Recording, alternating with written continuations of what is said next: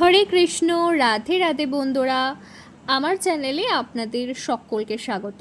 আজকের আমি আপনাদের দেখাবো আমি কিভাবে রান্না করে ভগবানকে ভোগ লাগিয়েছি। আজকে কি রান্না করে ভগবানকে ভোগ লাগিয়েছি, পনিরের রসা করব। পনিরটা খানিকটা ভেজে নিয়েছি। এরপর আমি পটলগুলোকে হালকা হাতে একটু ভেজে নিয়েছি। পটলটাকে খুব কড়া করে ভাজার দরকার নেই, সামান্য লবণ দিয়ে আমি ভালো করে আর একটু ভেজে নিলাম। পনির এবং পটল ভাজা হয়ে যাওয়ার পরে আমি এবার আলুগুলোকে ভেজে নেব। সর্ষের তেল কড়াইতে ভালো করে দিয়ে দিয়েছি। গরম হয়ে যাওয়ার পর আমি আলুগুলোকে ভালো করে সর্ষের তেলের ওপর দিয়ে দিলাম। সত্যি কথা বলতে আমাদের বাড়িতে কিন্তু সর্ষের তেলের চলটাই বেশি।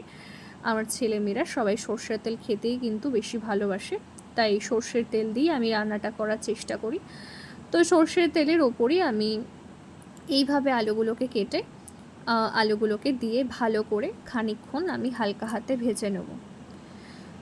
তো এইভাবে বেশ খানিকক্ষণ আমি আলুগুলোকে ভেজে নিয়েছি। পাশে একটা মিক্সিতে পেস্ট করে নিয়েছিলাম, টমেটো নিয়ে জিরে আদা এসব দিয়ে পেস্ট করেছিলাম, সেটা আমি পেস্ট করে নিলাম।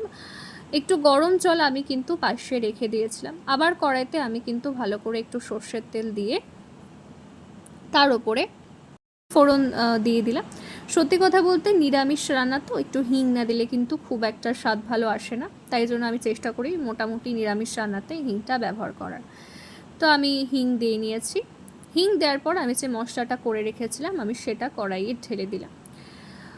এবার কিন্তু আসল কাজ, যেটা হচ্ছে মশলা কষানোর পালা। সত্যি কথা বলতে মশলা কষানোর এই পর্বটা আমি সত্যি খুব এনজয় করি। বেশ খানিকক্ষণ ধরে আপনারা মশলাটাকে কষাবেন, তারপরে আলু যে ভেজে রেখেছিলাম সেটা আমি মশলাতে দিয়ে দিলাম। সত্যি কথা বলতে আপনাদের কিন্তু এটা বেশ খানিকক্ষণ ভালো করে নেড়েচেড়ে নিতে হবে।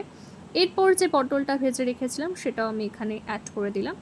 ভালো করে আমি এটাকে সুন্দর করে এপাশ ওপাশ করে নাড়িয়ে সুন্দর করে মিশিয়ে নিয়েছি। দেখুন কালারটা কি সুন্দর দেখতে হয়েছে। নিরামিষ পনির কে বলবে বলুন, এত অপূর্ব সুন্দর দেখতে হয়েছে। কালারটাও কিন্তু দেখুন খুব সুন্দর হয়েছে। আমি বললাম পাশে আমি কিন্তু গরম জল করে রেখেছিলাম, সেটাই আমি এখানে ভালো করে অ্যাড করে দিয়েছি। আপনারা কিন্তু গরম জলই ব্যবহার করবেন, আমি বারবার বলছি, কারণ ঠান্ডা জল দিলে সেই টেস্ট আপনারা পাবেন না। গরম জলটাই চেষ্টা করবেন এখানে ব্যবহার করার। আমিও প্রত্যেকটা রান্নাতে চেষ্টা করি গরম জলই দেওয়ার। এরপরে আমি আসল যে জিনিসটা দেব সেটা হচ্ছে পনির। পনিরগুলো আমি আলাদা করে ভেজে রেখেছিলাম, সেই পনিরগুলোই কিন্তু আমি সুন্দর করে এবার একের পর এক দিয়ে দিয়েছি। পনিরগুলো দেওয়ার পরে আমি আলু পটল এবং ঝোলের সাথে পনিরটাকে ভালো করে আমি মিশিয়ে নেব। সব কিছু মেশানো হয়ে গেলে এটা বেশ খানিকক্ষণ ফুটছে। দেখুন একদম যেন টক বক করে ফুটছে, দেখতেও খুব সুন্দর লাগছে। সবার শেষে আমি একটু ভাজা মশলা দিয়ে পরিবেশন করলাম।